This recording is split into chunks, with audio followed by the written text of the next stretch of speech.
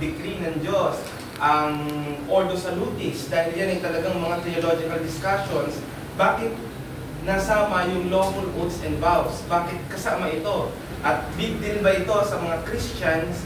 And so forth and so on.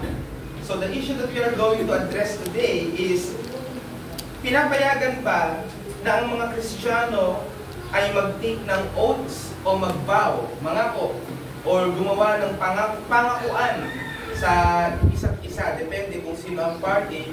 But of course, it is under the context of covenant. Kasi you cannot make an oath or vow without binding covenant.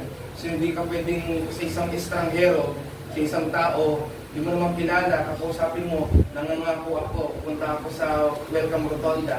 So walang hindi ganun ng oaths or vow, na basta ka na lang nangako sa isang taong hindi mo naman kaano-ano o wala ka namang ugnayan sa kanya. So under ng covenant ang oaths and vows. So if you can remember, kung kayo po ay nagpa-follow sa Senate hearing tungkol po sa pagkaka-aresto sa dating presidente, kamakailan lang ay pumayag na rin ang Senate President na si Jesus Cordero na mag-issue ng contempt order sa isang embahador na nagngangalang Lacanilaw. Siya ngayon ay nasa kustodiya na ng Senado at ang kanyang rason ng Senate, isa sa mga komite ng Senate kung bakit siya ikinontempt ay dahil sa pagsisinungaling. Yamang siya ay nag-take under oath. So, yan din ang mga kinakatwiran ng mga kongresista sa Congress kapag ka nagko-contempt sila ng kung sino-sino. Ang kanilang paratang ay dahil nagsisinungaling. So, napapanagot ng gobyerno ang sino man ng mga mamamayan nito na sumumpa na siya ay magsasabi ng totoo. Who took an oath na kung saan ay nagsinungaling siya. Napapanagot siya at ito ay nagkakaroon ng accountability and appropriate punishment kung ito ay madalang pagsisinungaling. Ang Kristiyano ba ay may seryosong pagtingin o doktrina tungkol sa mga bagay na yan? Ang Kristiyano ba ay dapat na nag-o-oath, nangangako, at sumasama sa isang sumpaan o mga kontrata? Ito ay pwede sa korte. Dito magiging applicable ang pinag-uusapan natin. Yung kapag tayo ay nasa loob ng courtroom. So, meron na ba ditong napasok sa courtroom?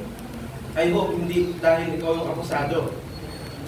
Pero makikita natin na tayo ay pinag-o-oath, pinag-swear ng oath, or ganoon din sa mga public office. Lalo na ngayon, mag-midterm election, makikita natin on the 30th of June, kapag naupo na yung mga newly elected, sila ay manunumpa sa harapan ng maestrado. So, bukod dyan, ay nag-o-oath din ang mga officers ng church, lalo na ang itinalagang elder, bishop or pastor ng isang local church. Kaya makikita nyo na siya ay nag-o-oath, nangangako sa Panginoon at sa iglesia. At meron ding formal promise sa ibang mga parties. Bakit ito naging big deal sa panahon ng 1677? Dahil usong-uso noon ng mga allegiance. Let's say for example, kapag nagpalit ng hari ang Inglaterra, maging ang mga institutions, kagaya ng mga churches, ay nire-require na mag-oath ng kanilang allegiance sa king or sa queen or sa monarch. Ganun din, ang mga Kristiyano noong unang panahon, hindi lang basta gumagawa ng kontrata at pinipirmahan. Sila ay may formal na pagsumpa na itinatali nila ang kanilang sarili doon sa agreement. At sila ay mananagot, if ever, na hindi sila tumupad doon sa agreement. Ang mga Kristiyano ngayon, mabilis mangako sa kung sino-sino. At minsan malalaking pangako pa. Pero kapag hindi nila ito natupad, parang wala na rin saysay sa atin. Para bang itinanggap na natin na, ay, malabo niyang matupad yan. Kaya pag hindi natupad, di tayo nasya-shock. And, hindi rin tayo humihingi ng pananagutan. Pero, ang 1689 Confession, marahil babaguhin niya ng ating pananaw tungkol sa oaths and vows. Let's open a portion of the 1689 Confession. Or, I think, let's read that all throughout. So, chapter 23 ng 1689 Confession. Ganito po ang ating mababasa. Paragraph 1. A lawful oath is a part of religious worship wherein the person swearing in truth, righteousness, and judgment solemnly calls God to witness what he swears, and to judge him according to the truth or falseness thereof. The name of God only is that by which men ought to swear, and therein it is to be used with all holy fear and reverence. Therefore, to swear vainly or rashly by that glorious and dreadful name, or to swear at all by any other thing is sinful and to be abhorred. Mapansin nyo, may doktrina tayo dati dito, wala akong sising mangangaral, pero may doktrina tayo dito na hindi tayo pwede mangako at all. Hindi dapat tayo nagsuswear, at di dapat natin ginagamit ang pangalan daw ng Diyos to swear. Yan po ay Anabaptist doctrine. At hindi yan totoo. So false doctrine yun. Ngayon, tinatama na natin. Mali yung sinasabing huwag kang mangako. Let your conversation be yay, yay, nay, nay. Hindi ganun ang ibig sabihin po nun. So let's continue the reading. Yet, as in matter of weight and moment, for confirmation of truth, and ending all strife, an oath is warranted by the word of God. So a lawful oath being imposed by lawful authority in such matters ought to be taken. Paragraph 3. Whosoever takes an oath warranted by the word of God, ought duly to consider the weightiness of so solemn an act, and therein to avouch nothing but what he knoweth to be truth, for that by rash, false, and vain oaths the Lord is provoked, and for them this land mourns. And paragraph 4, an oath is to be taken in the plain and common sense of the words, without equivocation or mental reservation. Hindi pwede yung oath na nangangako ako, mamahalin kita, pero dapat ganito, dapat ganyan, dapat ganyan. So, alam nyo, may law tayo na tinatawag na when you make a law, dapat hindi ambiguous. Law, making a law without ambiguity. Hindi siya very broad, na wala na siyang sense ang dating. Dapat very specific. Yan ang pag-oath. May mga pangako tayo, walang problema, sasamahan kita. Diba? Basta. So, hindi pala ganun siya. Paragraph 5. A vow, which is not to be made to any creature, but to God alone, is to be made and performed with all religious care and faithfulness.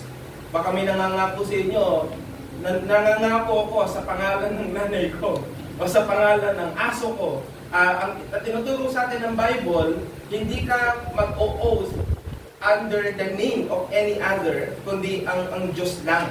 So Diyos ang nagsasabi sa atin na mangako ka sa pangalan niya. Versus Anabaptist doctrine na huwag ka mangangako na gagamitin mo yung pangalan ng Diyos. Yung sabi mo, witness mo yung Diyos. Kasi thou shalt not take the name of the Lord in vain. Again, misuse ng text. Tuloy natin. Paragraph 5. A vow, which is not to be made to any creature, but to God alone, is to be made and performed with all religious care and faithfulness. But popish meaning yung papa, but popish monastical vows of perpetual single life, professed poverty, and regular obedience are so far from being degrees of higher perfection that they are superstitious and sinful snares in which no Christian may entangle himself. Nalala niyo yung doktrina natin ng liberty? Hindi tinuro sa camp, kundi tinuro sa inyo. So, hindi dapat ikaw ang nagbo-voluntaryo na i-under oath yung tao. Kunyari, ito si kapatid. Mula ngayon, si kapatid, hindi na siya kakain ng baboy. Ikaw yung nag-o-oath para sa kanya. Dapat siya ang gumawa nun. Right? Yan ang kinaibahan. Kasi pag sinabi namin oath,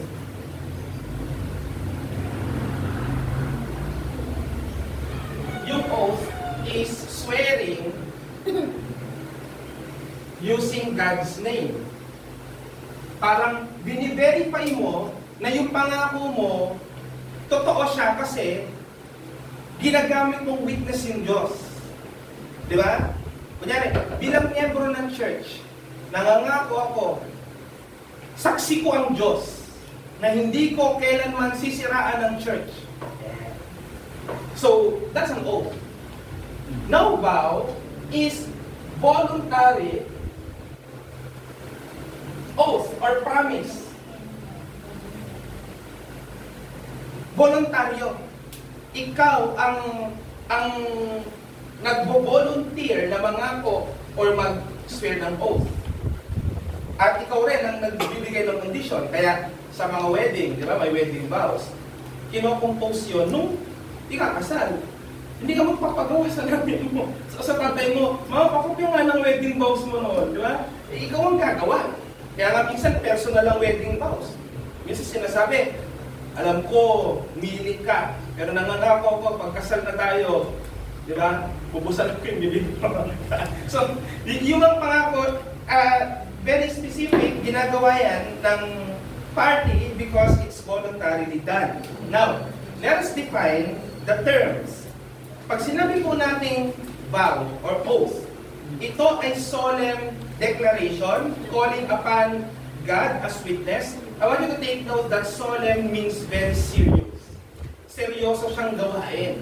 Kaya minsan, hindi tama na nakakapangako tayo with the height of our emotion. Kunyari, bigla kang naging masaya. Nakatanggap ka ng biyaya, tapos sa sobrang saya mo, nangangako ako, lilibre ko kayong lahat. And without you thinking na yung natanggap mo ay kulang para bayaran lahat nung kakainin ng lahat. And then, you will babawin mo siya kasi na-realize mo mali yung ginawa mo. So, kaya nandoon yung definition na it is a solemn. Ginagawa ito in a very solemn manner. Tinatawag ang pangalan ng Diyos bilang saksi.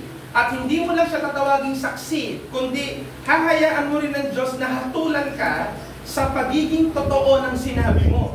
Kaya dahil tinip mo yung pangalan ng Diyos sa iyong oath at sa pag-swear, kapag napatunayang mali ka, yung Diyos na dinamay mo sa iyong oath ang magpapanagot sa iyo. Kaya nga sometimes sinasabi natin, mananagot ka sa Diyos pag nagsisinungaling ka. Ganon din sa gobyerno, kapag nagsinungaling ka sa oath mo sa gobyerno, anong sabi? Iko-contempt ka o kung minsan ikaw ay ikukulong pa o kakasuhan pa. Kaya yan po solemn declaration, pagtawag sa Diyos bilang saksi at judge ng truthfulness na kung ano ang sinabi o pinramis ng isang tao. Buksan natin ang Deuteronomy 6:14. Yan po ang sinasabi ng salita ng Diyos. Ye shall not go after gods of the gods of the people which are, 6:13 pala. Thou shalt fear the Lord thy God, and serve Him, and shalt swear by His name. Yan ang utos. Kayo ay manumpa sa pangalan niya. Kaya kapag nanunumpa tayo sa pangalan ng iba, mali yun. Kunyari, kahit sabihin mong saksi siya, kunyari, nagbintangan ka, nagnakaw ka. Tapos, may kasama ka. So, dinamay mo siya. Sinasabi ko sa inyo, saksi si ganito. Saksi si ganito. Hindi ko yung kinuha. Na okay lang yon kasi saksi yun. Saksi talaga siya. Pero, if you swear under the name of that person, doon siya nagiging mali. Sa ngalan ni na nakakita, na alam yung ginawa ko, hindi ka naman pananagutin yun. Kaya nga ang witness, kahit witness yan, tapos halimbawa, may krimen. At dineclare mo, kaya si Brother Mark, witness. Wala na ibang witness, siya lang. Inimbita siya ng korte, pumunta sa korte kasi siya witness. Pwede ba siyang tumanggi? Pwede ba siyang tumanggi sa korte? Ayoko, wala akong kinalaman dyan, ayoko magsalita. Search nyo. Kung pwede ba siyang tumanggi. May karapatan ba ang pinapatawag ng korte na witness na tumanggi, na tumayo sa witness stand? So, Tingnan nyo. Pag subpina ng barangay, hindi ka umattend, ano na nangyayari? Na-escalate sa pulis yun. Pag ang pulis, umaksyon, dadalhin sa korte, magiging kaso, ngayon, isusummon ka ng korte na mag-appear before the court. What will happen if you didn't appear? Di ba? Bukas makalawa, makakatanggap ka ng warrant. Bakit? Kasi hindi ka uma-attend sa hearing. Yun ay para sa accused. Di ba? Ang pinag-usapan natin sa witness. So, alamin niyo kung, hindi ko kasi alam eh. May idea ako, pero hindi ko siya sure. Right? So, now, Matthew 5:33 to 37. Tingin tayo ng counterpart sa New Testament. Matthew 5:33 hanggang 37. Ganito po ang ating mababasa. Sinabi ito ni Jesus. Again, ye have heard that it hath been said by them of old time, thou shalt not forswear thyself, but shalt perform unto the Lord thine oaths. But I say unto you, swear not at all. Huwag ka nang mag-swear. Neither by heaven, for it is God's throne, nor by the earth, for it is his footstool, neither by Jerusalem, for it is the city of the great King. 36. Neither shalt thou swear by thy head, because thou canst not make one hair white or black. Ganda na sabi ng Jesus. But let your communication be yea, yea, nay, nay. For whatsoever is more than this cometh of evil. Nung sinabi ni Jesus yan ang literal na pag-take ng mga Anabaptists at Quakers. Kaya sinasabi nila, sabi na ni Jesus, huwag ka ng mga ngako. Yes na lang kung yes o no na lang kung no. Ba yun ang sabi? Pero, merong paliwanag dyan, which we will entertain more deeply soon. Now, kunin natin ang mga pinanggagalingan ng term. Ang oath na mababasa natin sa Bible, galing sa dalawang word na original, una sa Griego na orkos at sa Hebreo naman na shebjua. Ngayon, ito ay ginagamit para i-confirm yung truth tungkol sa mga importanteng bagay. Kasi di ba, kapag ikaw ay nagsabi, gustong malaman ng other party kung nagsasabi ka ng totoo. Now, ang ginagamit para ma-verify mo sa sarili mo na totoo yung sinabi mo is you will take an oath and you will swear under God's name. Pabibigatin mo yung sarili mo. Di ba? Alam mo may safe para hindi ka managot sa Diyos na ginagamit ng maraming tao ngayon, di ba? Tamaan man ako ng kidlat, nagkasabi ako ng totoo, di ba? What is yun? Hindi mo ginagamit yung pangalan ng Diyos. Pero sa very solemn act, ang pagsuswear dapat pangalan ng Diyos lang ang gagamitin as witness to your truthfulness and veracity. So kapag hindi ganyan, mali ang pag-oath at hindi yan is seryoso. Kunyari, ikaw ay inordained na pastor, tapos ang oath mo lang ay sa ngalan ng Christus Baptist Church, di ba? Maglilikod ako. Mahina yung church yun. Dapat sa pangalan ng Diyos. Right? Now, tingnan natin ang Hebrews 6:16. Pakibasa, Brother Mark.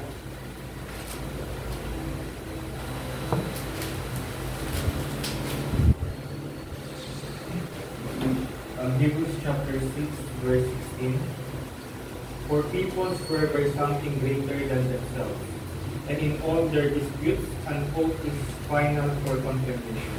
Yan. Kaya ginagamit ng oath to confirm important matters. Alam niyo ba na kahit si Jesus ay nag-take under oath? Di ba? Iba ay mag-take under oath. Iba yung Vice President, kung sino-sino pa.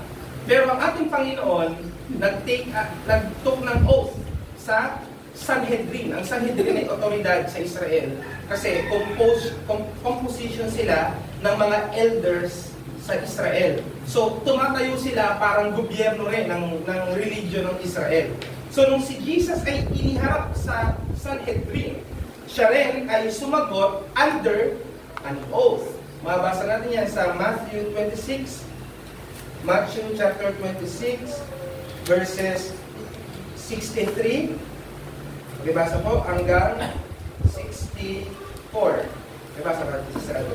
Matthew 26, verses 68 and then 64. But Jesus remained silent, and the high priest said to him, I adjure you by the living God, tell us if you are the Christ, the Son of God.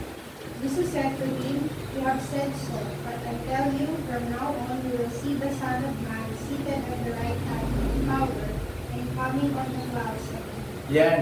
Nung kinwestiyon siya ni Caiaphas, nung kinwestiyon siya ng ruler ng Sanhedrin, yung chief priest, bago siya pasagutin, sinabi muna nung chief priest na, I adjure thee by the living God. So, parang oath, that thou tell us whether thou be the Christ, the Son of God. Then Jesus answered. If Jesus did not agree to answer by oath, then dapat sinabi niya yun. No, na hindi tama yan, hindi ka dapat nag-oath sa pangalan ng Diyos. But Jesus answered the question, which means He took the oath. So kahit ang ating Panginoon Jesucristo ay nag-took ng oath. Sa Old Testament, ang Diyos ay nag-i-swear din ng oath.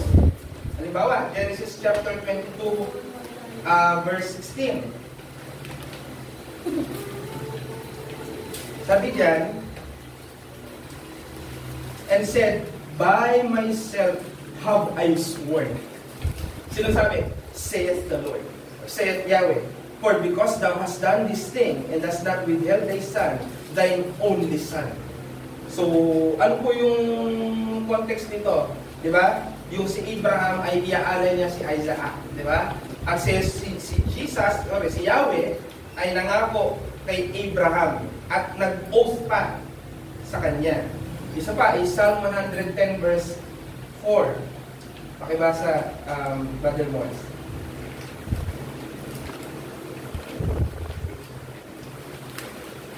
Psalm 110:4. Psalm 110 verse number 4, the Lord has sworn, and I will not charge in his mind. You are a priest forever after the order of Melchizedek. So even Yahweh took an oath. At yung mga oath na ito ay regulated siya ng batas. Hindi pwedeng, hindi siya regulated ng law. Exodus chapter 20, verse 7, take for example. Ganito po ang ating mababasa. Thou shalt not take the name of the Lord thy God in vain, for the Lord will not hold him guiltless that taketh his name in vain. So, kaya lalong tumitibay ang oath kasi regulated siya. Right? May batas tungkol doon. At ang Diyos nagbigay ng batas tungkol sa pag-swear using God's name. Kaya may tamang paraan, hindi imbento o hindi option mo lang, kundi regulated. Kaya sabi ng Diyos, kapag ka ginamit mo ang pangalan ng Diyos sa walang kabuluhan, hindi ka hahayaan na walang hatol o walang parusa sa paggamit ng pangalan niya sa walang kabuluhan. Wala namang kakwenta-kwentang bagay na i-swear ka sa pangalan ng Diyos. Di ba? So, o kaya minsan, para sa pagsisinungaling, ito ang pinakamasama. Yung nag-i-swear ka, tapos hindi naman totoo talaga yung sinasabi mo. Ano sabi diyan? The Lord will not hold him guiltless that taketh his name in vain. At sa kabuang sulat ng mga bilang 30, Numbers 30, lahat ng curses nandyan sa paggamit sa pangalan ng Diyos sa walang kabuluhan. Ganun siya kabigat. Sa New Testament, yung binasa natin kanina na sinabi ni Jesus na huwag na kayong mag-swear at all. But let be your communications be ye and nay. Anong ibig sabihin ni Jesus dito? Hindi niya ina-abolish ang swearing or oath or vows. Kundi, sa context ng mga text na yan, pinagbawalan ni Jesus yung maling paggamit ng oaths. Yan ang nangyari dyan.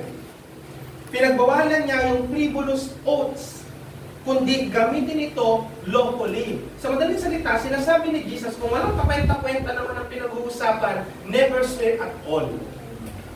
Kasi nga, may tamang place ang swearing or oath. Hindi ibig sabihin ng swearing yung nagmumuraan, ang ibig sabihin yung nangangako ka. Yan. Pero sa history, ang mga early Christian, lalo na ang mga Anabaptist, so sa nagsasabing yung mga bilib na kami po ang totoong church. Bakit? Kasi dati po kami yung mga Anabaptist. Ikaw na lang. Maraming mali yan. Ang Anabaptist ay hindi Baptist, for your information. So in early Christian history, lalo na mga Anabaptist, nire-reject nila ang oaths dahil sa sinabi ni Christ sa 5:34 ng Matthew. Pero tayong mga Reformed Baptist na hindi mga Anabaptist, di ba? Ini-interpret natin yung passage na ito na kinokondemn ni Christ yung walang kabuluhan at yung hypocritical swearing. Pero hindi lahat ng oaths. So we will dig deeply dyan mamaya. Pero pag-usapan muna natin yung mga maling pangunawa sa oath. Una, lahat daw ng oath ay masama dahil sa Matthew 5:34 na sinabi ni Jesus, swear not at all. Ang mga naniniwala dito ay Jehovah's Witness. Kaya hindi sila nagpapanatang makabayan. O hindi sila nagpapanunumpa sa watawat ng Pilipinas. Dahil oath yun eh. So hindi sila nag-oath. Kahit birthday. Pero kasama ko sa trabaho. Alam dyan. Hindi daw siya nag-birthday, pero pag sinaselebrate yung birthday nung kasama, nandun nakikikain, nauuna pa. Diba? So, inconsistent, di ba? Inconsistent. So, Jehovah's Witnesses, Quakers. Alam niyo ba yung Quakers? Yung church na walang pastor.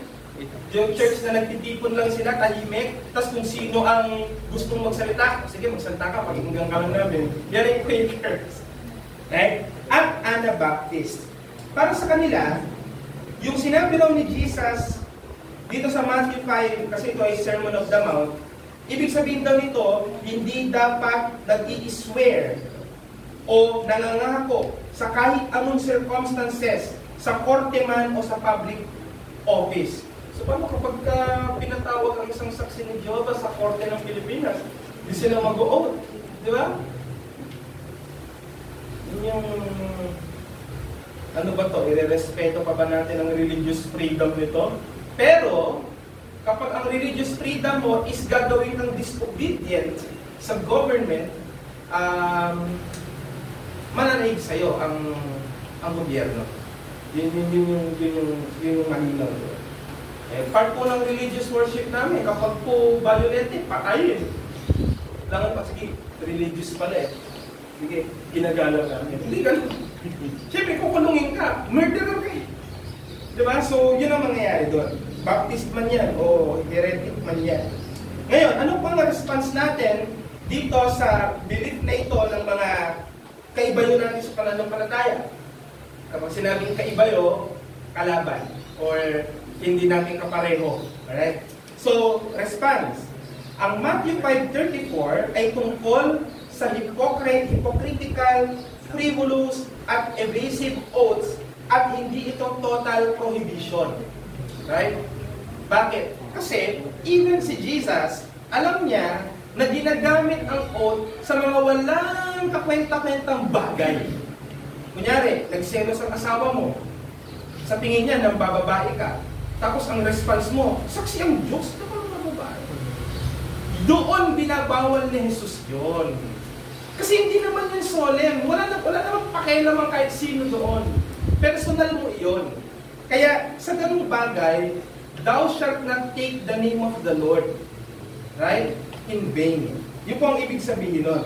Kaya hindi ito tungkol sa binabawal ni Jesus mismo ang oath, kundi yung maling paggamit nito. Tinatama lang ni Jesus yung maling paggamit sa mga daily conversation ng tao. Kasi ginagamit yan kahit yung mga Pariseo. Saksi kong nahangit. Di ba? Sa atin, pipiin man ako ng langit at sa gitna. Bagsakan man ako ng langit. Ba't mo kailangan sabihin yun? Di ba? Kung mag-present ka na lang ng evidence para maniwala siya, huwag ka na lang mag-swear. Yun ang sinasabi ni Jesus. Kasi hindi pwedeng hindi ka pananagutin sa salita mo. Yan pa ang isang other use of the tongue. Huwag natin gawing scapegoat yung nagsiswear tayo by the name of God para maging mabigat yung ating patutuo sa isa't isa. Hindi po dapat. Dapat malimit na malimit mo lang yan magawa. Lalong-lalo na kapag ka mabigat na. Halimbawa, inaakusahan ka ng buong church. Na kunyari, ikaw ang nag-spread ng kasiraan ng church. At alam mo sa sarili mong hindi. At hindi mo mapagtanggol ang sarili mo sapagkat lahat sila ay naniniwalang may kasalanan ka. Doon ka pwedeng gumamit ng oath. Seryosohin ng church yon kasi, gusto kumbaga, tatanggapin niyo yung parusa para lang mapatunayan totoo yung sinasabi niya. Ayan, diba? Kidlatan mo na ako, cross my heart, diba? O minsan, kapag nagsabi ka na, totoo yung sinabi ko, sasabihin sa'yo ng tao, mamatay ka man? Mamatay ka man ngayon, di ba? Yun yung sense kung bakit may lawful oaths and vows. So mali po ang wrong approach na yan. Ikalawa, ito, marahil merong napupol dito, dahil daw tayo ay under grace na, yung mga vows at oaths hindi na daw kailangan sa Christian life. Just because all is by grace. Yung lawful oaths and vows ay parang by works. Yun ang kanilang accusation. Maraming naniniwala na dahil nasa New Testament or Covenant na tayo, outdated na daw ang mga oaths and vows dahil ito daw ay mga Old Testament practice. Ang response natin, ang moral principle behind oaths ay meron na bago pa ang Mosaic Law. Moral po ang oaths, hindi ito ceremonial or civil. Yun ang ibig sabihin po niya. Kaya, sa parehong Old and New Testament, kino-confirm ang truth and settle disputes by means of oath. Alright? Yan, hindi magkasundo. At talagang gustong malaman kung nagsasabi ka ng totoo kasi ikaw yung may alam ng information. Ngayon, pwede siyempre, alam ng tao, pwede kang magsinungaling, pwede kang magsabi ng totoo, o pwede kang magsabi ng konting totoo, konting hindi tama.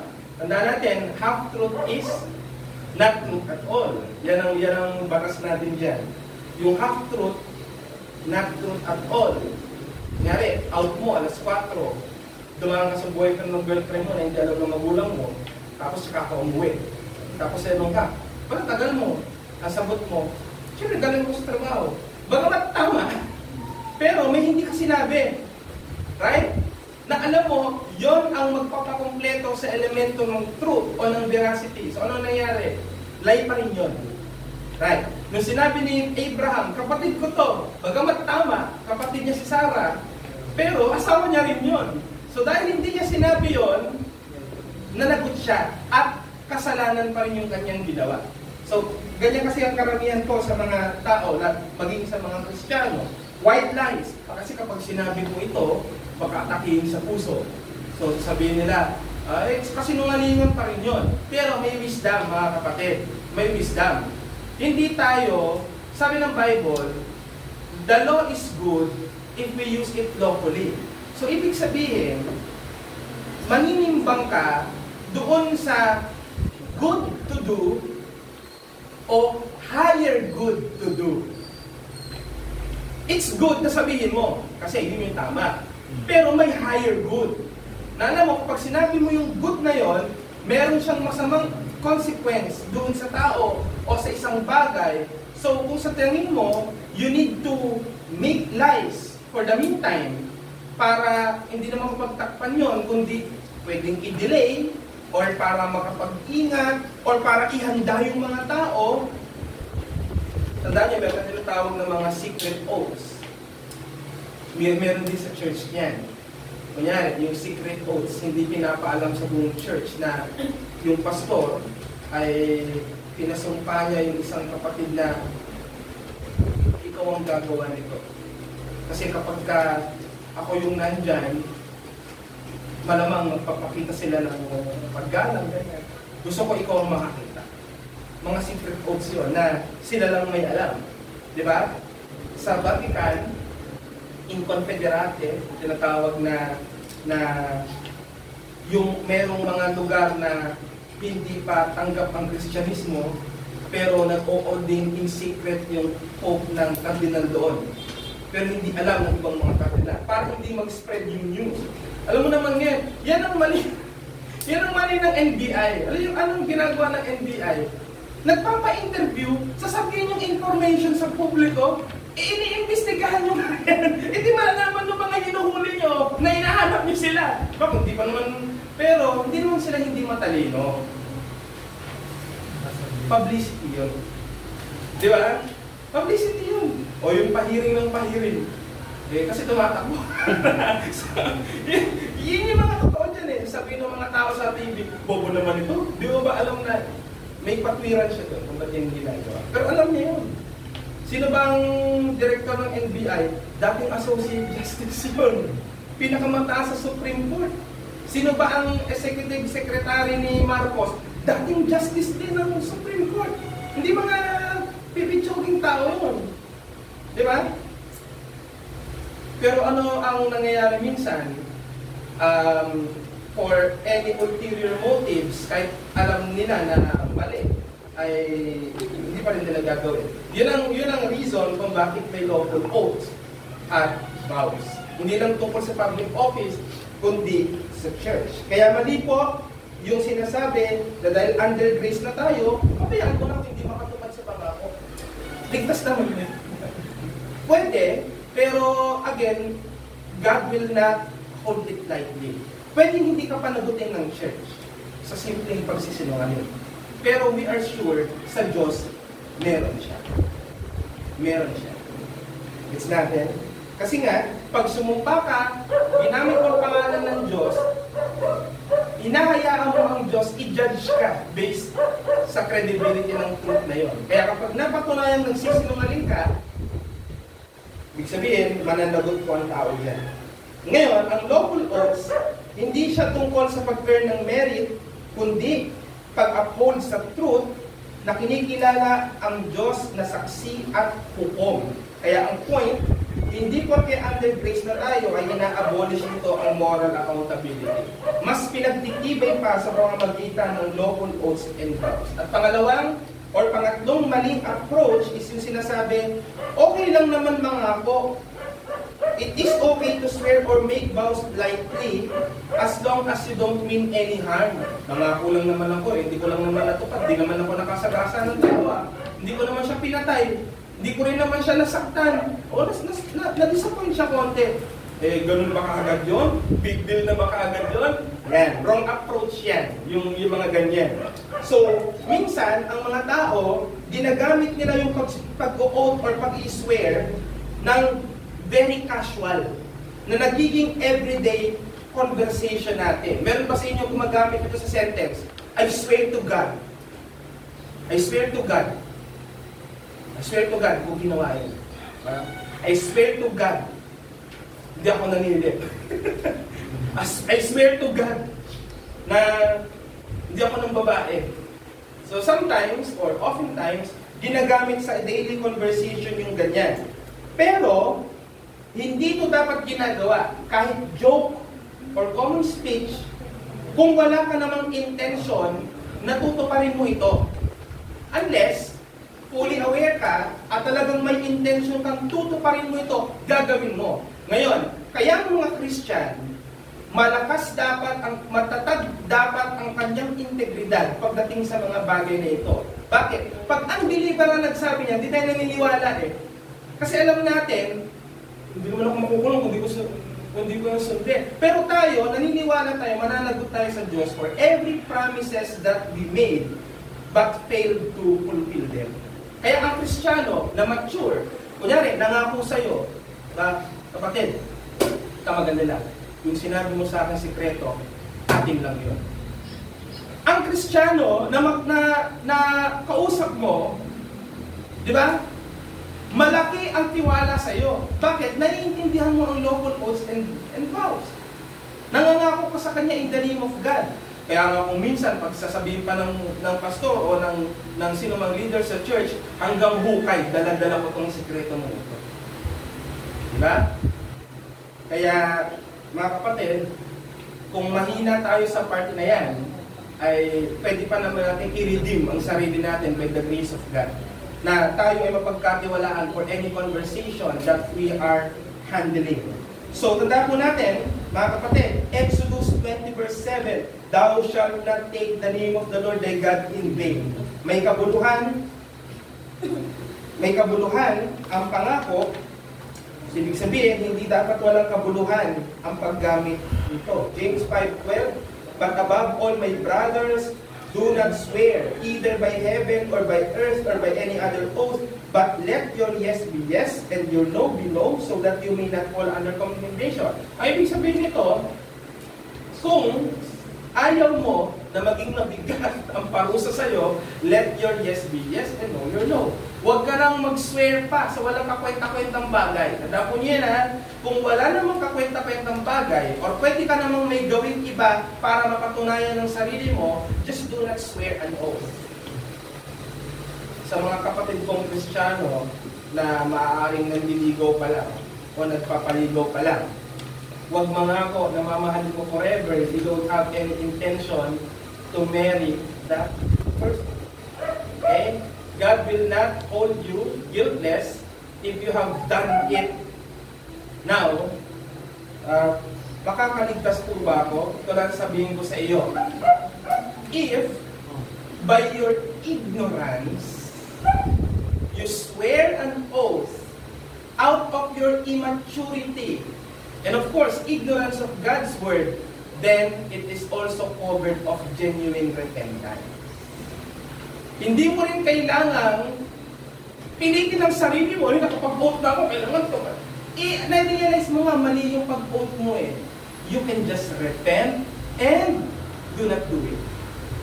And next time, be very careful na when you make an oath. Alright? Kaya ang confession, sinasabi sa atin ang oath dapat ginagawa in truth, righteousness, and judgment. Hindi ito dapat casual or manipulative speech na ginagamit ang pangalan ng Diyos. Kaya ano po ang dapat nating tingnan? Tatlo ang elemento sa paggawa ng isang lawful oath. Dapat totoo. Pangalawa, dapat makatwiran. At ikatlo, alam mo ang seryoso na hatol sa'yo sa oath na yan. Naiintindihan dapat ito. At bilang mga Reformed Baptist, ang pag-oath ay worship. Again, worship na naman siya. At isa yan sa Reformed Baptist distinctive. Hindi lang ito civil act, kundi religious worship din ito. Bakit? Kasi ginagamit natin ang pangalan ng Diyos na banal. Ikalawa, kinikilala natin, kaya nga sinasabi natin saksi ang Diyos, kasi kinikilala natin ang kanyang omniscience. Alam niya ang lahat. Ikaw hindi mo alam, kaya hindi ka maniwala sa akin. Ako, alam ko kasi ako yung gumawa. Alam din ng Diyos kasi nakikita niya ako. Kaya yun yung tama. At ikatlo, ginagawa sila in a solemn kasama ang presensya ng Diyos, coram Deo. Yan ang ibig sabihin niya. Sabi ni Hagopian sa kanyang article na sa What We Got, the Liturgy of Oaths, Scripture also teaches us that swearing is an act of confession and religious worship. We already saw in Deuteronomy 6:13 that God commands us to swear in His name precisely because swearing in God's name is but one way to worship and fear Him. So, kita nyo na mga kapatid. Kaya kung hindi naman seryoso yung bagay, do not take the name of the Lord in vain for swearing an oath. Ang implication, when a believer swears lawfully, they are confessing God's character and submitting to His authority, which is the essence of worship. And lastly, ano ang mga epekto sa church kapag tama ang mga miyembro sa pag-swear ng oath? Nagkakaroon tayo una ng discernment and reverence. Ikagalang natin ang pangalan ng Diyos, ang integridad ng isa't isa, ang integridad ng church. Nagkakaroon ng discernment ang church. Ang pastors at mga church leaders dapat tinuturuan ng mga mananampalataya na seryosohin ang paggamit ng pangalan ng Diyos sa kahit anong mga bagay. Kaya yung mga oaths, dapat nire-reserve lang ito sa mga matters of high moral or covenantal significance. Alin-alin ito? Una, bautismo or membership vows. Ganito, may mga churches na bukod sa baptism, nire-require nila ang member na gumawa ng membership vow. Alam niyo yung membership vow? Pangako mo sa church na gagawin mo for the church.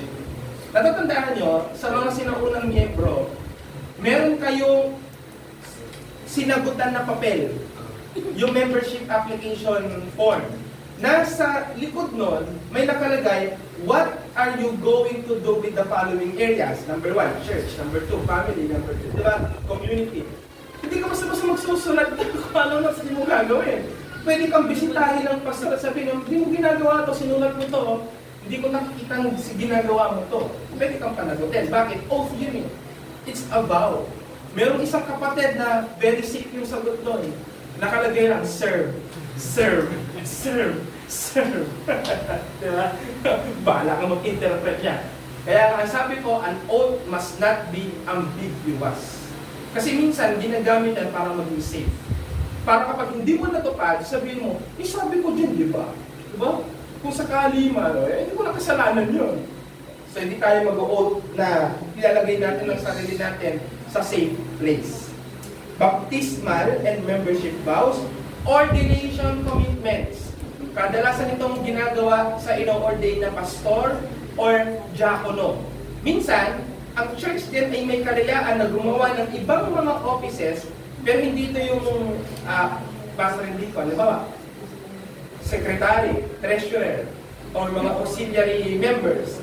Pinag-take din ito ng oaths or vow. Kaya di ba pag tayo nag-annual meeting at nagre-re-elect tayo, nag-elect tayo ng mga officers, pinapatayo natin sa harapan at pinanunumpa natin. Kasi yan ay isang commitment. Marriage vows. So makakasaksi kayo kung meron marriage vows, no? Sa 2nd of June. So, well, that's my first time attending a wedding. For your info. So, I'm very excited din, no? Laki tayo magtampo eh. Kasi kung month na, wala akong dumarating na invitation. And finally, meron. Diba? Buti lang ako nag-oath na hindi ako na-invite. I swear. Yung dating gagawin yun. Public or private vows of consecration. Meaning, kunyari, na-delegate kang chairman ng barangay. O iba pang mga bagay na nagre-require ng commitment at pangako mo na ikaw ay maglilingkod, gagawin. Kahit ang presidente, nanunumpa sa harapan ng maestrado. Di ba? Bilang panunumpa ng kanyang panunungkulan. Kaya ang lawful oath ay isang secret moment. Kung minsan pa nga, meron na i-involve pa dito yung naghahanda pagkatapos, di ba? Dahil nag-oath. Kaya ito ay confession ng truthfulness ng Diyos, submission sa kanyang authority, at act of worship sa Diyos at sa langit na nakakakita ng ating mga gawa. And let's hear from Charles Hodge sa kanyang sinabi sa kanyang systematic theology. Sabi niya, an oath, therefore, is in its nature of an act of worship. It implies, number 1, an acknowledgement of the existence of God. Number 2, of His attributes of omnipresence, omniscience, justice, and power. Number 3, of His moral government over the world. And number 4, of our accountability to Him as our sovereign and judge. Hence, to swear by the name of Jehovah and to acknowledge Him as God are the same thing. The former involves the latter. So, kapag pala nag-swear ka sa pangalan ng Diyos, kinikilala mo kasi siyang Diyos.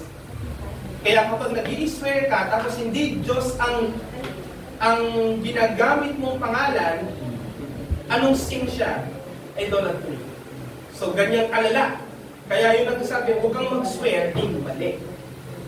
Kapag ka, ang bagay ay dapat mong talagang gawa ng oath.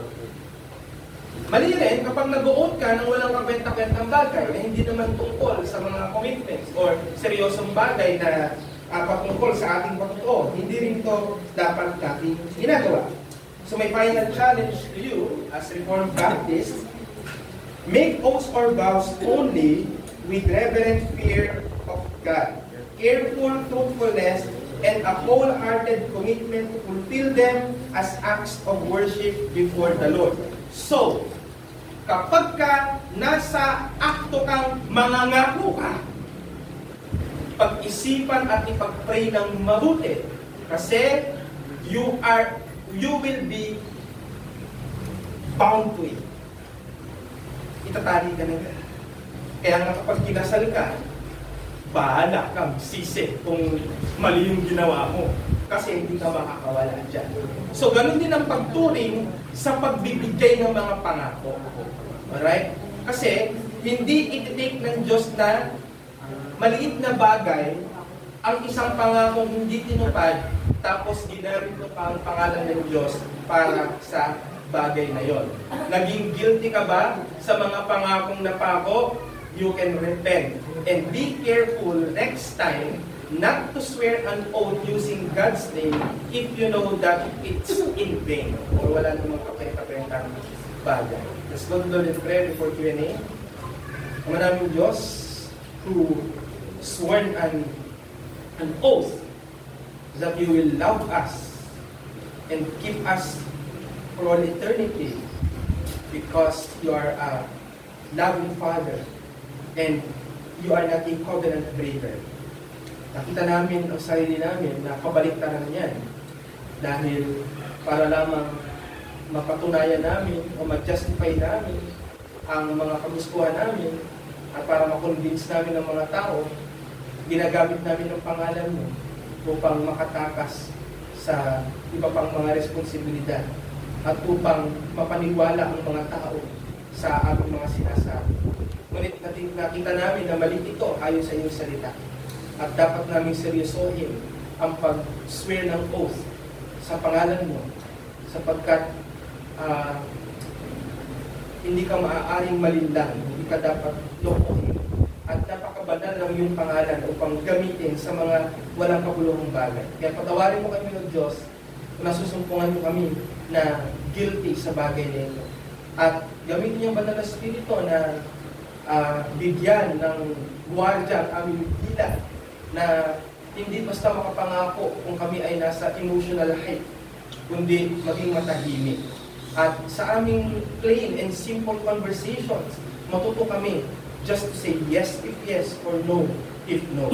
At hindi involve ang pangalan ng Diyos kung hindi importante o mahalagang bagay ang aming ipinapangako. Maraming salamat po sa katotohanan nito, O Diyos. Mas lalo kaming sinasanctify nito sapagkat ito ay mga kasalanan may kaugnayan sa aming patotoo bilang mga Kristiyano. Sana ma-redeem kami sa pamamagitan din ng dugo ni Jesus sa mga kasalanan na may kinalaman po dito. Diyos po ang aming question and answer sa pangalan ni Jesus. Amen. Question? Ano ba? May tanong na ako na is paano yung sa halimbawa yung halimbawa sa waiver. Ang yung waiver is hindi naman siya oath, hindi ko alam kung oath siya o ba or ano ba siya. Basta yung waiver pero connected siya sa mamamatay ng tao o may kinalaman sa pananagutan. Parang nakalagay, pag uminom ka dito, sabihin, wala kami pananagutan sa mamamatay na niya o ano. O ano ba siya? May under ba siya ng judgment ng God? Pangalawang tanong is, paano yung mga document na sinasign na nakalagay doon